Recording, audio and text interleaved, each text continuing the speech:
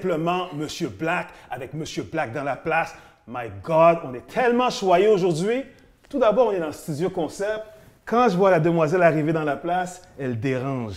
C'est la seule et l'unique, a.k.a. femme de hockey, une chroniqueuse à TVA, BPM Sport 91.9. Elle est dans la Fondation CH. Elle est partout, mais surtout son sourire contagieux vous ne dérange pas et vous agréablement surprend à chaque jour. Isabelle Etier dans la place, sur le plateau de Monsieur Black. Comment ça va, Isabelle? Ça va tellement bien. God Merci. Merci de me recevoir. T'as pas de me remercier, c'est moi qui te remercie. Ben, on est content de se voir. Oh, exactement. Aussi simple que ça. Hein? Aussi simple que comme ça. ça. Simplement. Wow! Je suis vraiment content. C'est Pour beau les gens chez qui sont vous, hein? ici, t'aimes ça? Ah, C'est j'adore. relax, Ah non, mais c'est Écoute, magnifique. Castor Concept, là, c'est le meilleur studio. Quand tu arrives ici, c'était comme si tu étais chez vous. T'es relax, tu chill. Là, tu es sur les chaises. Avoue que tu as envie de te confier là, ce soir. C'est sûr que j'ai envie de te parler. Tu penses qu'on est là juste pour un verre de rhum? En passant, on fait un petit chin-chin? Santé. Santé. Oh! Je pense que ça va être une belle soirée, un bel échange. Je suis pas là pour t'interviewer, Isabelle. Ouais. Je suis vraiment On là jase. pour avoir un échange. On va jaser des vraies affaires, des affaires tabous. Mais avant qu'on aille un peu plus loin ces choses tabous, j'aimerais qu'on parle de Isabelle, ton parcours professionnel, atypique, professionnel. Parle-moi de toi là, pour les gens qui ne te connaissent pas ici. Ben écoute, Isabelle Etier, c'est une jeune fille qui a grandi à Laval, qui est allée à l'école à Montréal-Nord en 5e, 6e année. Montréal-Nord? Yeah! Oui. D'ailleurs, j'étais dans mon hood justement cette semaine. Bref, je suis revenue à Laval, j'ai grandi, j'ai fait du théâtre, tous les sports. J'ai jamais été bonne vraiment dans un sport en particulier, mais j'aimais toucher à tout. Ouais. Au niveau, mon frère jouait au hockey, bien entendu. Ah. Je le suivais dans les arénas. Ma mère retournait aux études, j'étais en première année, fait que je suivais, j'étais la petite Étier. Tu vois, mes fêtes d'enfants, c'était avec l'équipe de hockey à mon frère. J'étais pas avec mes amis, c'était avec les amis de mon frère qui sont devenus mes amis, bien entendu. Et en grandissant, c'est ça, j'ai un parcours atypique. J'ai eu un enfant à 19 ans. À 19 ans? Une belle surprise Wow, dans ma vie. wow. Mais ça change un peu des plans de carrière, hein? Là ou le... On la salue ou on le C'est salue? Gabrielle, là. Gabrielle, what up? Oui, elle te dirait Gabrielle, là. Gabrielle, là. Oui, donc, puis bon, après ça, le marketing m'a rappelé, je suis allée travailler là-dedans. Et j'ai mon filleul, mon neveu Félix, qui est gardien de but. Et à un moment donné, il était à la maison. Il était rappelé dans le Midget 3A. À l'époque, on pouvait encore dire Midget 3A. Aujourd'hui, c'est le M18 3A. Ouais. Et je suis allée avec lui. Puis là, j'ai regardé ça un peu. Puis là, j'ai fait comme... Ça te tente-tu d'aller un peu plus loin? Parce que là, il ne faisait pas partie de l'équipe, il avait juste été rappelé. J'aimerais ça. Ça te tente-tu que je m'occupe de toi? Il dit, ben oui, ma tante, j'aimerais ça. Fait que là, j'ai commencé à me réimpliquer dans le hockey. Okay. Je l'ai aidé. On a commencé à travailler ensemble. Il a été repêché dans le junior majeur. Il est allé avec les Titans d'Acadie Batters, c'est l'Armada. Il a fini junior 3. Bref, faire une histoire courte, le Midget 3 m'a appelé. Il avait besoin de quelqu'un en marketing pour faire un plan. Je suis allée les voir. Et la pandémie est arrivée. Puis, nuit d'insomnie, je fais, qu'est-ce que je vais faire? Tu sais, qu'est-ce que je vais faire? Puis, je dis, mais pourquoi pas parler des femmes dans le hockey? J'en ai rencontré plein. Il y a des joueuses, oui, mais il y a des mamans, il y a des bénévoles, il y a des entraîneurs, puis on n'en parle jamais. Absolument. Fait que je me suis levée de mon lit, pas réveillée parce que je n'avais pas dormi, bien entendu. Et j'ai tout écrit le plan d'affaires et j'ai lancé Femmes d'hockey. Fait qu'on se retrouve 2 ans et demi plus tard à la télé. On a des chroniques, nos étoiles, des partenaires, puis là, une petite nouvelle. Isabelle m'a dit en affaires, c'était sur mon plateau, c'est parce que moi, en 2022, là, mon coup de cœur hockey, ça a été toi. Oh, wow! Tu te souviens au mois de mars qu'on avait les amis de Patrice, puis on s'est rencontrés? Oui. Tu sais, qu'est-ce qui m'a allumé chez toi? Ton leadership. Quand tu es sur le plateau, quand tu étais le coach, puis moi, je joue pas au soccer, moi, j'étais un gars compétitif. Tu avais des entrepreneurs, des joueurs sportifs, des anciens, tu sais, puis tu as réussi à nous rassembler.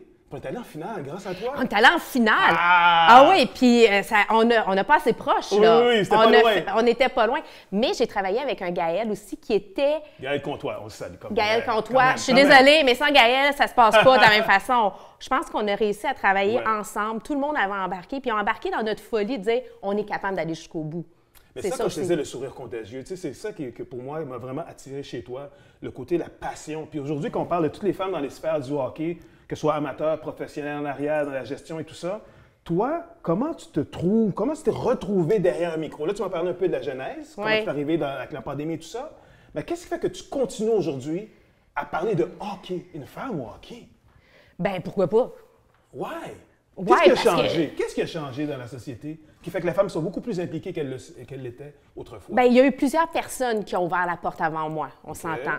Puis c'est sûr que moi, tu sais, j'ai pas la prétention de dire que je suis journaliste. J'ai pas la prétention de dire que j'ai joué au hockey. Je connais bien mon hockey, je suis capable de débattre. Mais mon rôle, quand j'arrive à la télé, quand je fais mes chroniques, c'est pas d'analyser comme un Guillaume Latendresse va le faire. J'ai pas la même expérience que lui. Mais ce que j'apporte, c'est ma vision du fan, l'amateur, la passionnée, celle qui a grandi, qui a entendu, qui va fouiller et qui va avoir tout le temps la perspective de penser qu'est-ce qui s'est passé derrière. Tu sais, moi, quand je regardais à un moment donné, il y avait dans la saison des Canadiens, Jake Hannon n'allait pas trop bien. Ils viennent d'avoir un troisième enfant. Oups, peut-être que le parallèle, il vient d'avoir un troisième enfant, le petit doit faire ses nuits. Quand il est à Montréal, ça va pas bien. Quand il est à l'extérieur, il va bien. Ben oui, mais il peut dormir à l'extérieur. C'est pas compliqué. Comme, c'était pas juste ça, c'est simple de ramener à ça. Mais le réflexe, et ça fait partie, je pense, de mes valeurs, de qui je suis. Puis j'ai le privilège que les gens ont envie d'entendre ce que j'ai à dire. Je deviens une voix pour beaucoup de gens qui n'ont peut-être pas cette même facilité-là ou ce manque de gêne-là. Il y a beaucoup de gens qui sont gênés de parler devant les gens. Mais moi, je me dis, bien, je vais être cette voix-là pour tout le monde. Et vraiment, tout le monde. T'sais, oui, les joueuses de hockey, les joueurs de hockey, mais les femmes, je prône beaucoup l'inclusion pour moi. J'ai souvent des discussions avec les gens pour dire, moi, je vois pas de différence. J'en vois une, mais pour moi, c'est l'être humain. C'est la valeur de l'humain à d'abord et avant tout, à tous les niveaux, que tu sois professionnel, amateur, que tu sois, c'est ça, que tu aies envie, que tu sois bon, pas bon, parce qu'il y en a des bons et des pas bons. C'est vrai, mais on les aime pareil. C'est comme nos enfants, on les aime pareil. J'aime beaucoup le parallèle que tu dis, effectivement. On passe toujours le premier niveau, le hockey sur la glace, hors glace, mais toi, effectivement, de regarder un peu le work-life balance, comme on dit en anglais, j'adore cette approche-là. Puis c'est important. Il y a quelqu'un qui m'a écrit l'autre fois, il m'a dit « Pourquoi tu t'appelles femme d'hockey, tu interviews des gars? » Attends une minute, là. C'est quoi? J'aime ça. Je peux pas interviewer des gars parce que je suis femme de hockey. Quand on parle d'inclusion, là, on parle d'inclusion dans toutes les sphères. Si moi, je suis une femme qui veut mettre en valeur les femmes, c'est encore bien plus fort si j'ai un homme qui me parle de la femme, d'une femme et de son rôle et de son importance. Quand un Vincent Lecavalier me parle de sa maman qui a fait toute une différence dans sa carrière, quand un Guillaume Latendresse me parle de sa mère, de sa grand-mère, qui, sans elle, il n'aurait pas pu avoir la carrière parce qu'il y avait son frère et lui qui jouaient en même temps, c'est bien plus fort que si j'ai une femme qui le dit. En même temps, j'aime donner la parole à des femmes qui n'ont pas toujours eu la parole. Je pense à Michel Cyr-Bergeron, la femme à Michel Bergeron, qui me raconte l'histoire selon son point de vue. On ne l'a jamais entendu, celui-là.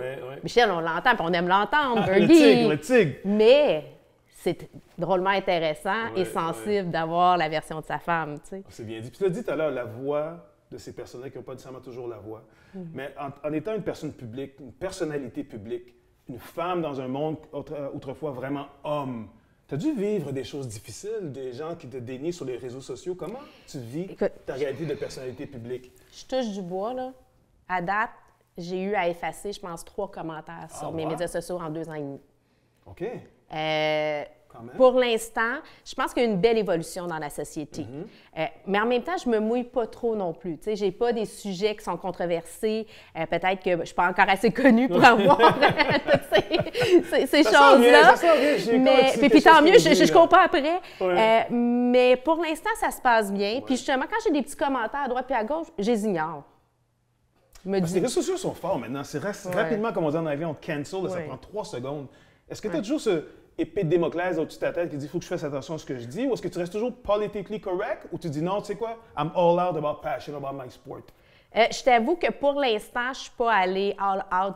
Il y a des fois que j'ai écrit des choses et j'ai effacé avant de l'envoyer. C'est peut-être la raison pourquoi je n'ai pas eu à faire face à tout ça. Tu sais, veux pas, je sais que je suis une femme, je suis pas une ancienne joueuse qui parle d'hockey, qui parle des femmes, qui a aussi, tu sais, une ouverture sur la différence. Fait que ça peut trigger, excusez-moi l'anglicisme, mais ça peut enclencher des réactions. Puis je suis pas encore là, j'ai encore tellement à bâtir. Et je me dis, c'est plus important les messages à véhiculer pour tout le monde. Puis ce que je veux faire, ma mission est plus importante que moi. Wow, bien dit. Donc, c'est pour ça que je me permets. Des fois, je me censure, mais pas trop. Il y a des fois j'aimerais ça dire ouf. Ouf, tu sais, celle-là, là, t'aurais pu t'empêcher de la parler. Je suis pas rendue là encore. Good, mais merci pour ta réponse. Je vais aller un peu plus loin. Oui. OK, les réseaux sociaux, personnalité publique. Parle-moi de ta famille. Comment ils réagissent de savoir que maman, grand-maman, ma femme est publique, elle est avec la population? Comment qu'ils vivent ta réalité? Bien.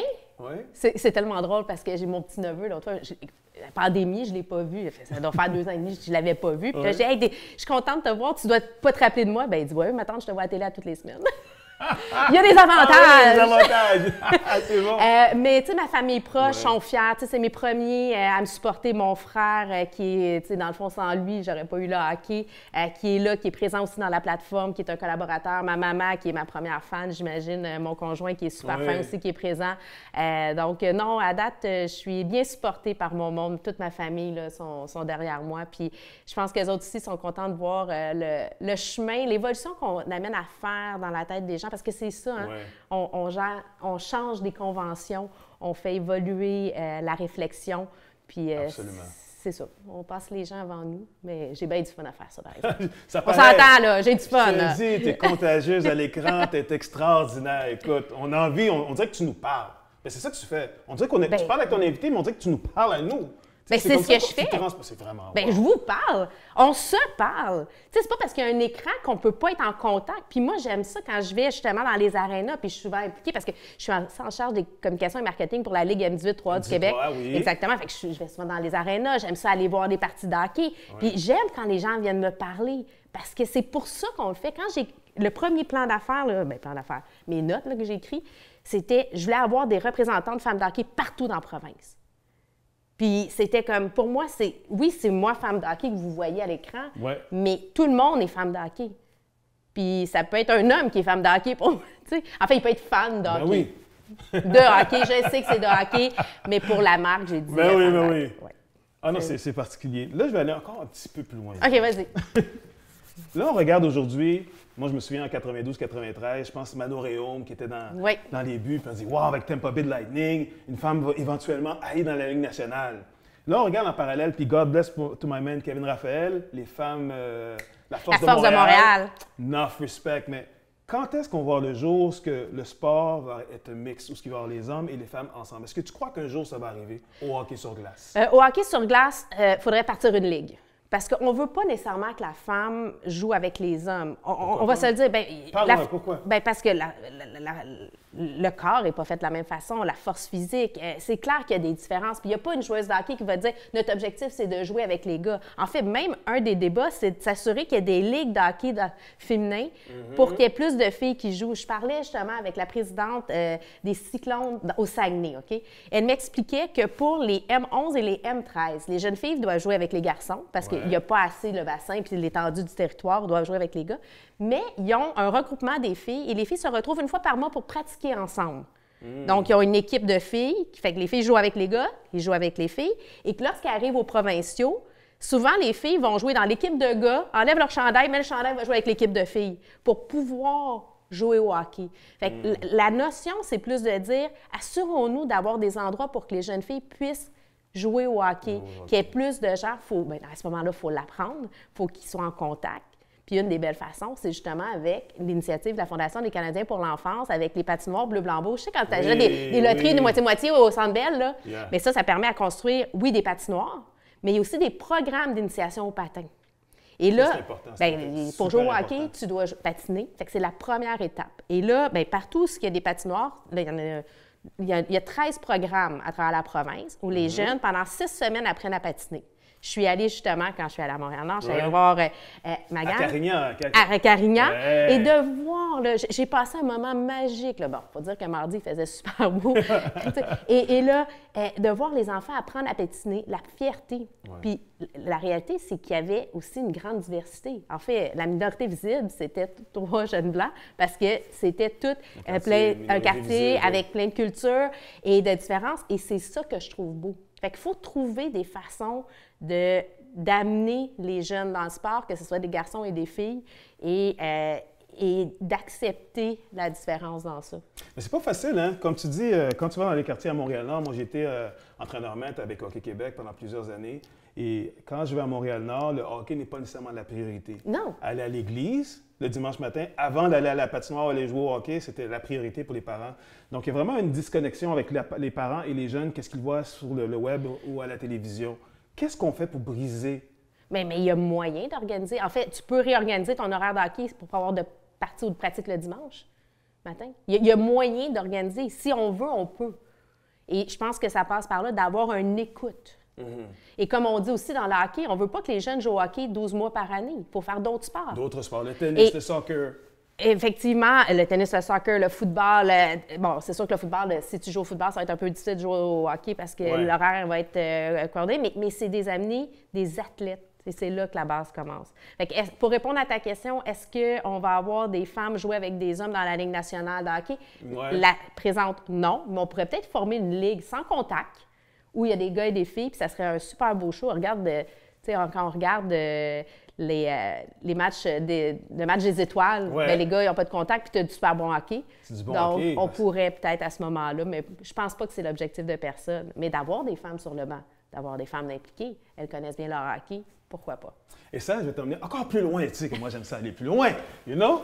On parle de hockey sur glace, on parle du sport, mais moi, je vais aller plus loin, c'est au niveau de la gestion d'équipe. Oui. On ne voit pas beaucoup de femmes, ou on en voit presque peu de directrices générales au hockey. Je pense qu'il n'y en a pas. Bien, tu as des directrices adjointes, tu as Émilie Gastonguay, tu as Camille Granato, et il me semble qu'il m'en manque une autre. Il y en a de plus en plus. Au basketball, tu vas en voir. Oui. Mais au hockey... Mais ça s'en vient. Et moi, il faudrait qu'on fasse justement le bilan. Parce qu'il y a un an, j'avais regardé, je pense qu'il y avait 35 femmes qui avaient des postes aux opérations hockey à travers... parce qu'il y a au repêchage, au développement des joueurs, tu en as de plus en plus. Maintenant, j'avais lu un endroit, puis j'avais trouvé ça intéressant. Quand on compare, mettons, la différence entre une ligue professionnelle au féminin puis au masculin. Mais si ta ligue professionnelle, elle a commencé en début 1900, puis la tienne, au niveau masculin, puis que les femmes, ça a commencé, là, 10 ans, 20 ans, tu peux pas comparer. Tu peux pas dire, ah, bien, il y a moins de monde au hockey féminin ou au basketball féminin. Ben oui, mais ça vient de commencer. Si tu compares les années de naissance des deux ligues, il y a beaucoup plus de femmes ou de partisans qui vont voir les parties que c'était le cas pour les hommes. Donc, il faut juste leur donner le temps de monter, il faut leur donner le temps de prendre leur place, puis il faut grossir le bassin de joueuses pour pouvoir arriver à avoir des postes. Parce que, bon, là, présentement, tu as des équipes nationales, mais il n'y avait pas de ligue professionnelle de hockey avant. Puis il y a aussi la partie hockey, mais c'est le côté société. La société est d'accepter que la femme joue. Et aussi, c'est très, très macho. On peut regarder une game de femmes, voyons, non, c'est pas comme les hommes, ça se bêche pas dessus. J'ai de petites réponses pour toi. T'as-tu vu une game? J'aime ça, là, j'aime ça. Non, mais attends une minute, là. Mais t'es-tu allé voir une partie en vrai, comment les filles ont de l'agressivité, de la compétitivité? Stéphane Richer me disait justement, écoute, je suis impressionnée de les voir aller. Il me racontait justement, Marie-Philippe Poulin avait joué justement avec les Hall of Famers, une partie durant le Hall of Fame, et tout le monde était sur le cul. C'est comme, attends une minute, là, la petite, là, ben, il l'appelle la petite parce que c'est sûr qu'ils ont tous 6 pieds 2 en montant, là, fait que Marie est quand même petite par rapport à eux. Et c'est comme, ben là, attends une minute, là, c'est elle qui dictait le jeu, là. C'est elle qui organisait les gars. Donc, moi, je pense que c'est une perception. C'est pas parce qu'il n'y a pas de mise en contact, des mises en échec de la même façon, il y a des hauts porteurs, là, mais qu'il n'y a pas, justement, de l'agressivité, de l'excitation. Et il suffit de le regarder autrement. C'est un peu comme au tennis. On fait tout le temps le parallèle avec le tennis. Quand tu regardes un match de tennis, gars, filles, c'est juste des stratégies différentes. La force du service ne sera pas la même du côté féminin que masculin. La stratégique est différente, c'est ça? Oui, tu vas avoir plus de relais, tu vas avoir plus d'échanges. Là, ça change un peu. Les gars, on voit qu'on veut de la constance, on voit un peu plus d'échanges, mais quand même, ça a été longtemps une grande différence. Puis c'était plus intéressant de voir les femmes jouer que les hommes parce que tu avais la chance de les voir échanger puis de préparer leur coup. Fait que je pense qu'on peut voir la même affaire du côté du hockey féminin. Mon opinion. OK. Allez voir, vous me direz ce que vous en pensez. Là, pour les filles qui nous regardent, les jeunes demoiselles qui nous regardent, qui veulent devenir directrice générale, qui veulent devenir entraîneur, est-ce que tu aurais des conseils à leur donner aujourd'hui? Bien, tout simplement. C'est sûr que pour devenir une directrice générale, je pense que ça prend de l'expérience. Peu importe, c'est de se mettre be loud, be out loud. About it, right? Est-ce qu'ils sont game? Il faut être game d'être be loud. C'était facile, celle-là. C'était facile. Ton game en passant, il est nice, là. Confort, là. Be loud about it aussi. Oui. Non, j'adore. Joanne, là, soit. OK. Bien, il ne faut pas avoir peur de tester. Puis il n'est jamais trop tard pour bien faire. Tu sais, moi, j'ai commencé ma carrière, j'avais 44 ans, là. Qui dit que... Il n'y a pas d'âge, là. Je suis une femme, dans les sports de 44 ans, puis je fais ma place. Donc, tout est possible. Tout est possible. Tout est possible à qui veut travailler, parce que ça ne vient pas sans travail, là, on va se dire les vraies affaires. Travailler, la madame. Oui, il faut avoir des contacts, il faut créer des contacts, il faut se mettre justement dans le trafic, aller voir, utiliser les opportunités, ne pas avoir peur de se faire donner des conseils, d'apprendre. Et toute expérience en amène à une autre, puis c'est possible. Moi, j'y crois. On l'a vu dernièrement, il y a eu plusieurs nominations, puis c'est pas terminé. Ah, puis il y a beaucoup de femmes aussi qui font de l'analyse des matchs de hockey aussi. On en voit beaucoup, là. Oui, de plus en plus de commentatrices. C'est sûr que ça reste quand même majoritairement masculin, mais le bassin est plus grand. Donc, il faut augmenter le bassin pour avoir de plus en plus de femmes pour en parler. Oh my God, I like that, I like that. Je vous avais dit, Isabelle Laitier, je t'écoute parler, c'est comme de l'eau sur le dos d'un canard. Sweet, smooth, c'est inspirant, c'est motivant, c'est mobilisant. Puis surtout, tu es passionné, ça paraît dans tes yeux, là. Le hockey, tu sais, le hockey. Bien, tous les sports. J'aime tous les sports. J'aime le football, si tu m'entends, le football, j'adore ça. J'aime le tennis, tu sais. Puis d'ailleurs, là, j'ai commencé sur le podcast Sur la ligne, je deviens... on m'a engagé, Tennis Canada m'a contacté. Excusez-la. Oui. Okay. Non, mais je suis super contente parce que c'est le sport que je pratique, moi. C'est celui que je joue. Et donc, pour parler justement d'inclusion, diversité, santé mentale, tous des sujets, d'amener l'humain et de rendre ça un peu plus accessible parce qu'on a justement, tu sais, le tennis, s'il y a bien un sport où ce qu'on regarde qui est très... la personne bien nantie, blanc, riche, blanc. Écoute, il n'y a pas de diversité, il n'y en a pas, là. Bien, il y en a sur le tour. Félix, c'est my boy. Félix Auger-Aliassime. Par contre, c'est une exception. Bien, mon fils, Kyrgios. Il y en a plusieurs, tu sais, mais je pense que Francis Tiafoe, il y en a plusieurs, mais Serena Williams, la reine. Mais quand tu regardes les sacrifices que leur père a fait pour leur permettre d'arriver à ce niveau-là, comparativement aux d'autres qui l'ont eu plus facile, tu vois qu'il y a une différence entre la diversité versus ceux qui sont les bien nantis, les riches, blancs, jaunes. C'est sûr. C'est plus facile quand tu peux payer. Peu importe la couleur de la culture, ton origine, c'est sûr que ça l'aide. Maintenant, peu importe pour te rendre au sommet puis d'y rester, il faut travailler. Il faut travailler. La persévérance est importante. Exactement. Avant qu'on passe vers la dernière section, je vais t'amener sur un chemin qui est un peu particulier en 2022, Hockey Canada. Avec tous les scandales. J'aimerais avoir ton opinion là-dessus. De où le prendre? Hockey Canada. C'est large, mais ça revient à... On met l'argent pour supporter des actions qui ne sont pas nécessairement bien vues au sein de la société. Il ne faut pas mettre tout Hockey Canada dans le même panier. Oui, est-ce que... D'un, il y a le scandale. Il y a les allégations de violence sexuelle, qui ça, c'est un cas. Et ces personnes-là doivent être jugées pour ce qu'ils ont fait. Après ça, il y a la gestion de crise. Ça, c'est un autre cas. Ça n'a pas bien été fait, c'est pas correct. Est-ce qu'ils ont eu... ils se sont sentis invincibles, le syndrome de « on ne me touchera pas jamais », je pense que oui. Maintenant, il y a la filière féminine qui ont... Oui, ils font partie d'Hockey Canada, mais qui n'ont pas rapport. En fait, eux, ils n'étaient pas justement subventionnés. Est-ce que les montants étaient bien répartis? Non. Et là, ça va être en train de changer. Il va falloir être patient dans ce dossier-là parce que ça ne pourra pas se régler en un tour de main.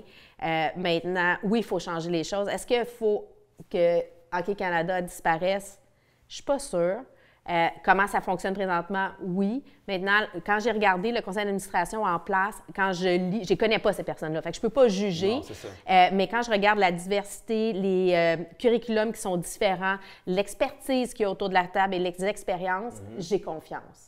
Maintenant, on va voir s'ils vont être capables de changer les choses d'un système qui est malheureusement défaillant ou ils vont être capables de rediriger justement le paquebot dans la bonne direction. Parce que là, présentement, on s'en va sur un iceberg, c'est clair. On a même commencé à couler comme le Titanic. C'est ça. Tu sais, ça vient me chercher énormément parce que pour moi, je trouve que c'est désolant. Par contre, c'est une belle opportunité de mettre à ce moment-là, de raser le mammouth et de laisser du nouveau poil pousser sur son dos. Puis comme tu dis, effectivement, c'est de revoir les façons de faire du changement à l'interne. Puis c'est pas simplement les points du iceberg qu'on regarde justement les personnes décideurs. Il y a toute une organisation, il y a bien dans la hiérarchie de revoir chacun des paliers qui vont faire une différence au Hockey Canada. C'est une belle opportunité. Mais tu sais que chaque personne est responsable de changer cette machine-là. Ça vient de toi, moi. Tu sais, tous les gens. Et souvent, un des problèmes, ça vient de nos paradigmes. Les paradigmes qui nous empêchent. Qui nous empêchent. Ou de dire, je ne peux pas rien changer. Bien non, je suis juste une goutte dans l'océan, je ne changerai pas. Non, tu vas faire la différence. Puis on l'a vu, il y a plein de mouvements qui sont se sont levés comme ça parce qu'une personne a décidé de parler et un autre a embarqué, un autre, et là, c'est devenu un océan de changement. Fait que je pense qu'il faut faire ça. Et en tant que parent de jeunes qui jouent au hockey ou qui fait n'importe quel sport, c'est notre rôle et notre responsabilité de montrer par l'exemple et d'éduquer. À la Ligue M18-3A, justement, nous, depuis 6 ans, il y a un programme parrain policier où les jeunes sont rencontrés. Mais il y a aussi, faut faire de la formation auprès des parents. Faut réapprendre à être un bon parent dans les estrades, à être une bonne façon de comment on éduque. C'est sûr que tu ne diras pas à ton enfant, c'est correct de manquer de respect. Mais il y a des situations où ce qu'on se doit d'intervenir, comment on parle à notre jeune de c'est quoi le consentement, comment tu dois réagir si tu vois une situation où ce que, il peut y avoir apparence de violence sexuelle ou quoi que ce soit. Parce que des fois, les jeunes ne sont pas mal venus, mais ils savent pas comment. On sait comment les jeunes, ça a une influence, là, quand tu te retrouves en gang, quand tu te retrouves entre amis. Le bon petit gars devient gêné de réagir. Comment on change cette culture-là? Au-delà du hockey, oui, dans le hockey, là, mais il l'a aussi dans la société, dans tous les sports. Et c'est pour ça qu'on dit que notre sport est malade. C'est ça, mais le premier step, c'est de reconnaître qu'on est malade, right? Oui. Puis, la parallèle là-dedans que je viens de chercher, c'est tout le côté de la santé mentale pour les jeunes. Souvent, c'est de Vas-y, mais c'est de le reconnaître et de le dire aussi. Et d'offrir des paliers de solutions, des paliers d'opportunités pour que ces jeunes-là puissent parler, véhiculer ce stress à l'intérieur. Parce que ça vient me chercher énormément parce que je me dis, est-ce que j'ai tout fait pour mes 2 garçons? Est-ce que j'ai donné le 100% de moi-même pour les écouter? Puis des fois, je fais un recul, je me dis, qu'est-ce que cette opportunité-là, j'aurais peut-être dû faire ça différemment. Oui, mais ça fait partie de la vie. Oui, mais ça fait partie de la vie aussi. Puis ton enfant va apprendre parce qu'il y a des solutions qui viennent de soi. En tant que parent, on ne peut pas répondre à toutes les questions. Il y a certaines, mais il faut que tu crois en ce que tu as donné dans tes valeurs, aussi des pistes de solutions. Tu apprends à régler tes problèmes. Tu ne peux pas être tout le temps en train de dire gérer problème. Gérer problème. Répète ça. Gérer problème. OK. C'est pas italien, haïtien. Ouais, c'est ça. On l'a compris. Je pratique mon haïtien, là. Faut que je pratique mon haïtien. Ça fait trop longtemps qu'on ne s'est pas vu, là. OK, bon, rien. Non, j'ai dit, elle va savoir dire l'affaire correctement. Non, je suis en 5e, 6e année, là. Je suis rentrée à 46 ans. Donne-moi une chance. Bon. Mais conduis ton point, je t'ai interrompu. Vas-y. Mais la santé mentale, puis moi, la question que je te poserais, c'est quoi la santé mentale?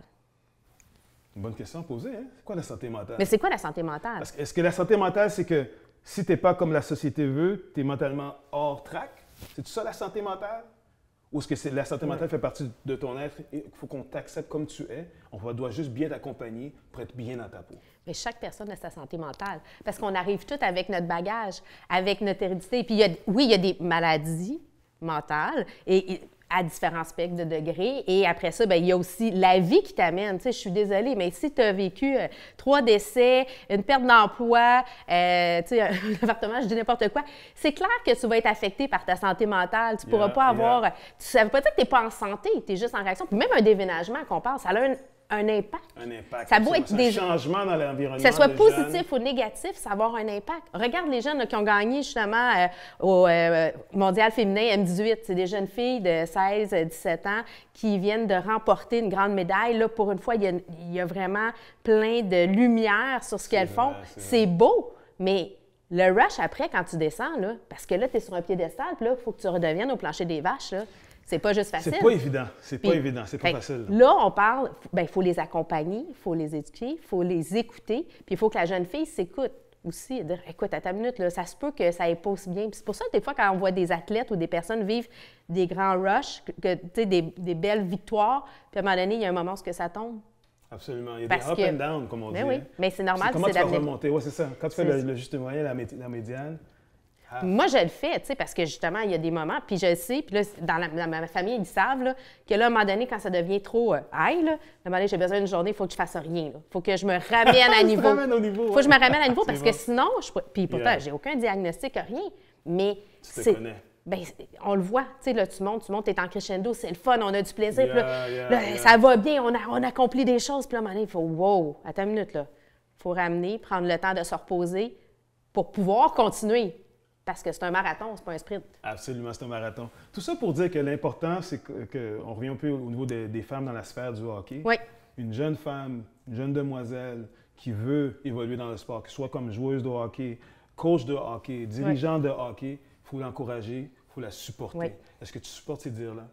il faut l'encourager, il faut la supporter, il faut y ouvrir des portes, il faut justement ne pas dire, ben, je te fais un parallèle, moi, mon père que j'aime, il est décédé malheureusement, et j'ai voulu jouer au hockey. Il est venu me voir et il a dit, non, Isabelle, c'est pas pour toi. Ah, ça, Non, c'est Isabelle, bon. c'est pas pour toi. Ça Mais a dans un le fond, impact. pour mon papa qui était ouvert d'esprit, puis tu sais, il y a plein de belles histoires qu'il a faites pour moi, dans sa tête, il me voyait comme la personne célébrale de la famille. Il voulait que je sois Wow, celle qui était pour, wow. justement, ma voix, ma tête et tout ça. Fait que j'ai l'impression qu'il avait peur que je me fasse mal. Le côté protecteur patriarcal. là, qui s'assure de- Exactement. Là, pourquoi je vous raconte ça, c'est qu'il ne faut pas avoir peur, il ne faut pas surprotéger nos filles et même nos garçons parce qu'on a peur qu'ils se fassent mal. Il faut leur faire confiance.